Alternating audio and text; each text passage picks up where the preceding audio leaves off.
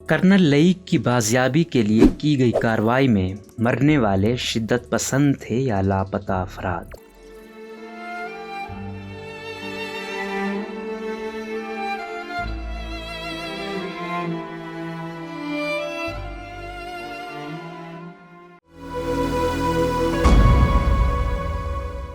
متضاد دعوے۔ صحافی محمد کاظم کے مطابق صوبہ بلوچستان کے شہر زیارت کے قریب چند دن قبل پاکستانی فوج کے ایک اہلکار اور ان کے ساتھی کی بازیابی کے لیے کیے جانے والے ناکام آپریشن کے بعد سیکیورٹی فورسز کی کارروائی میں مرنے والے افراد کے بارے میں یہ بحث بدستور جاری ہے کہ آیا وہ اس جرم میں ملوث شدت پسند تھے یا پھر گزشتہ کچھ عرصے کے دوران لاپتہ ہونے والے ایسے افراد جن کے اہل خانہ ان کی تلاش کر رہے تھے، جہاں حکومت کی جانب سے ان افراد کو کالعدم بلوچ لبریشن آرمی یعنی BLA کے دہشت گرد قرار دیا جا رہا ہے، وہیں ان کے اہل خانہ نے اس حکومتی الزام کو مسترد کیا ہے۔ خیال رہے کہ 13 اور 14 جولائی کی درمیانی شب DHA کوئٹہ کے سینئر افسر لیفٹیننٹ کرنل لئیک بیگ مرزا اور ان کے چچا زاد بھائی عمر جاوید کے اغوا کے بعد سیکیورٹی فورسز نے ضلع زیارت میں جو آپریشن کیا اس میں حکام کے مطابق 9 افراد مارے گئے۔ دونوں مغویوں کی محفوظ بازیابی ممکن نہیں ہو سکی تھی کیونکہ انہیں مبینہ طور پر اغوا کاروں نے مار دیا تھا۔ لیفٹیننٹ کرنل لئیک مرزا کے اغوا اور قتل کی ذمہ داری کالعدم شدت پسند تنظیم بلوچ لبریشن آرمی نے قبول کی تھی، تاہم بازیابی کے لیے کیے گئے آپریشن کے بعد BLA کی جانب سے ایک بیان میں کہا گیا کہ آپریشن میں تنظیم کا کوئی رکن مارا نہیں گیا۔ اس آپریشن کے حوالے سے پاکستانی فوج کے تعلقات عامہ کے ادارے ISPR کی جانب سے روزانہ کی بنیاد پر جو بیانات جاری کیے گئے ان میں یہ بتایا گیا تھا کہ اس آپریشن میں کالعدم BLA سے تعلق رکھنے والے لوگ مارے گئے، جبکہ سیکیورٹی فورسز کا ایک اہلکار بھی مارا گیا۔ بلوچستان کے مشیر برائے داخلہ و قبائلی امور میر ضیاء اللہ لانگو نے بتایا کہ آپریشن میں 9 افراد مارے گئے، جن میں 5 کی شناخت شمس ساتکزئی، انجینئر ظہیر، شہزاد بلوچ، مختار احمد بلوچ اور سالم کریم بخش کے نام سے ہوئی ہے۔ انہوں نے بتایا کہ جن 9 افراد کی لاشوں کو کوئٹہ منتقل کیا گیا ان میں سے 5 کو ان کے رشتہ داروں نے شناخت کیا ہے۔ اگرچہ مشیر داخلہ نے مارے جانے والے افراد کی تعداد 9 بتائی ہے، لیکن بلوچستان سے لاپتہ افراد کے رشتہ داروں کی تنظیم voice for Baloch missing persons کے وائس چیئرمین ماما قدیر بلوچ نے دعویٰ کیا ہے کہ آپریشن کے نام پر اس مبینہ جعلی مقابلے میں 11 لوگوں کو مارا گیا۔ Voice for Baloch missing persons نے الزام عائد کیا کہ جن 9 افراد کی لاشوں کو زیارت سے کوئٹہ منتقل کیا گیا ان میں سے 5 کی شناخت ہوئی جو کہ پہلے سے جبری طور پر لاپتہ کیے گئے تھے۔ بلوچستان نیشنل پارٹی نے اسے جعلی مقابلہ قرار دیتے ہوئے وفاقی کابینہ سے تحقیقات کے لیے عدالتی کمیشن قائم کرنے کا مطالبہ کیا ہے،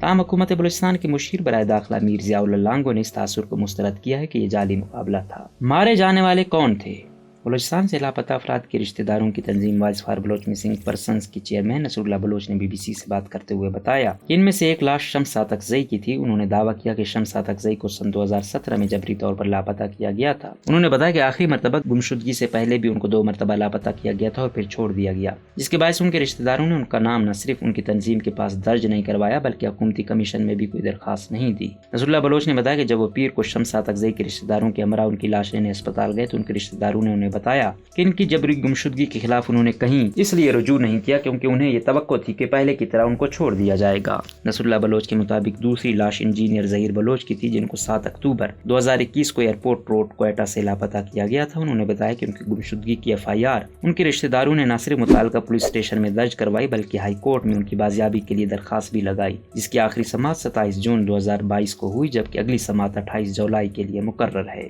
ان کا کہنا تھا کہ جبری گمشدگیوں سے متعلق حکومتی کمیشن میں بھی ان کے رشتہ داروں نے درخواست دی تھی۔ نصر اللہ بلوچ نے بتایا کہ تیسری لاش شہزاد بلوچ کی تھی جن کو 4 جون 2022 کو کوئٹہ میں سریاب روڈ کے علاقے سے لاپتہ کیا گیا تھا۔ انہوں نے بتایا کہ ان کے رشتہ داروں نے ان کا نام لاپتہ افراد کے رشتہ داروں کی تنظیم کی فہرست میں شامل کروایا تھا اور اس کے ساتھ ساتھ حکومتی کمیشن میں بھی درخواست دی گئی تھی۔ VBMP کے چیئرمین نے مزید بتایا کہ مبینہ طور پر دوران حراست مارے جانے والوں میں ڈاکٹر مختار احمد بلوچ کی لاش بھی تھی جن کو 11 جون کو کوئٹہ میں سے مبینہ طور پر لاپتہ کیا گیا تھا، جبکہ سالم بلوچ کی لاش کی شناخت بھی ہوئی ہے جن کو پنجگور سے کوئٹہ آتے مبینہ طور پر جبری گمشدگی کا نشانہ بنایا گیا۔ انہوں نے کہا کہ باقی 4 افراد کی تاحال شناخت نہیں ہوئی، تاہم لوگ ان کی شناخت کے لیے آ رہے ہیں، لیکن اسپتال میں مناسب انتظام نہ ہونے کی وجہ سے لاشیں خراب ہو رہی ہیں۔ لواحقین کیا کہتے ہیں؟ بلوچستان کے ضلع خضدار سے تعلق رکھنے والی عظما بی بی کے بھائی انجینئر ظہیر بلوچ ان افراد میں شامل ہیں جن کی لاش اس آپریشن کے بعد جائے وقوع سے برآمد ہوئی ہے۔ انہوں نے اپنے بھائی کے کسی مقابلے میں مارے جانے کے الزام کو مسترد کرتے ہوئے دعویٰ کیا کہ اکتوبر 2021 میں بلوچستان کے ضلع خضدار سے تعلق رکھنے والی عظمیٰ بی بی کے بھائی انجینئر ظہیر بلوچ ان افراد میں شامل ہیں جن کی لاش اس آپریشن کے بعد جائے وقوع سے برآمد ہوئی ہے۔ انہوں نے اپنے بھائی کے کسی مقابلے میں مارے جانے کے الزام کو مسترد کرتے ہوئے دعویٰ کیا کہ اکتوبر 2021 میں جبری گمشدگی کے بعد سے وہ ریاستی اداروں کی حراست میں تھے۔ ان کی عمر 26 سال کے لگ بھگ تھی اور انہوں نے انجینئرنگ یونیورسٹی خضدار سے الیکٹریکل انجینئرنگ کی ڈگری حاصل کی تھی۔ عظمیٰ بی بی نے کہا کہ بھائی کی بحفاظت بازیابی کے لیے انہوں نے ہر در پر دستک دی، لیکن وہ زندہ بازیاب تو نہیں ہوئے بلکہ 10 ماہ بعد ان کی تشدد زدہ لاش ہمیں ملی۔ انہوں نے کہا کہ ان کے بھائی کا تعلق کسی تنظیم سے تھا اور نہ ہی وہ زیارت میں فورسز سے مقابلے میں مارے گئے۔ عظمیٰ نے کہا کہ اگر ان کے بھائی مقابلے میں مارے گئے تھے تو ان کے ہاتھوں پر مبینہ طور پر ہتھکڑیوں اور آنکھوں پر پٹی باندھے جانے کے نشانات کیوں تھے؟ میرے بھائی کے ہاتھوں پر ہتھکڑیوں کے گہرے نشانات تھے، ان کے پیر، ہاتھ اور چہرہ بہت زیادہ سفید تھا اور یوں لگتا تھا کہ طویل عرصے سے ان کو سورج کی روشنی لگی ہی نہیں۔ انہوں نے کہا کہ ہمارے بھائی کا کوئی قصور نہیں تھا اور اگر حکومت اور اس کے ادارے یہ سمجھتے تھے کہ انہوں نے کوئی جرم کیا ہے تو ان کو اپنے قوانین کے تحت عدالتوں سے سزا دلواتے، مگر ایسا سلوک نہیں کیا جاتا۔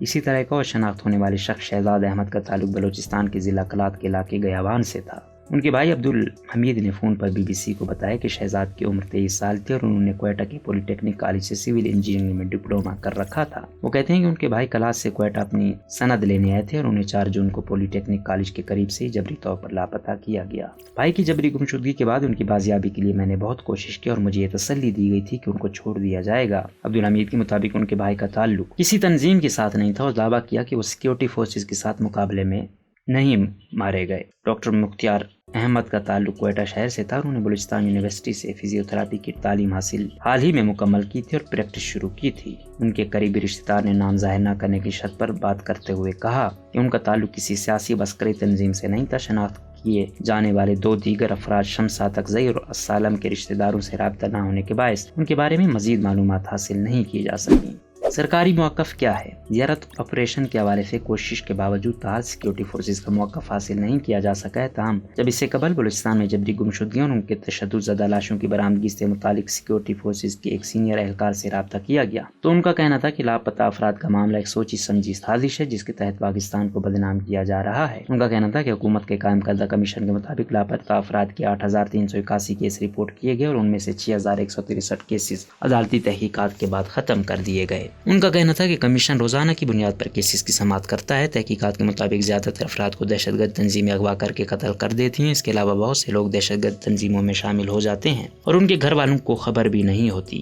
مشیر داخلہ بلوچستان ضیاء اللہ لانگو نے کہا کہ جہاں تک حقیقی لاپتہ افراد کی بات ہے اور وہ اگر ریاستی اداروں کے پاس ہوں گے تو ہم ان کی بازیابی کے لیے ہر ممکن کوشش کریں گے تاکہ وہ منظر عام پر آ جائیں۔ ان کا کہنا تھا کہ دہشت گردی کے واقعات میں جو لوگ مارے جاتے ہیں ان میں سے بعض لوگوں کے نام بھی لاپتہ افراد کی فہرست میں شامل ہوتے ہیں۔ اس حوالے سے انہوں نے کراچی میں چینی قونصل خانے، کراچی اسٹاک ایکسچینج، گوادر میں پری کانٹیننٹل ہوٹل اور پنجگور و نوشکی میں FC کیمپوں پر حملے کا حوالہ دیا۔ تاہم voice for Baloch missing persons کے سربراہ نصر اللہ بلوچ نے کہا کہ جن واقعات میں مارے جانے والوں کا ذکر مشیر داخلہ نے اپنی پریس کانفرنس میں کیا ان میں سے کسی کا بھی نام لاپتہ افراد کی فہرست میں شامل نہیں تھا۔ روزنامہ قدرت کی ویڈیو دیکھنے کے لیے ابھی YouTube چینل پر سبسکرائب کریں اور بیل آئیکن پر بھی کلک کریں۔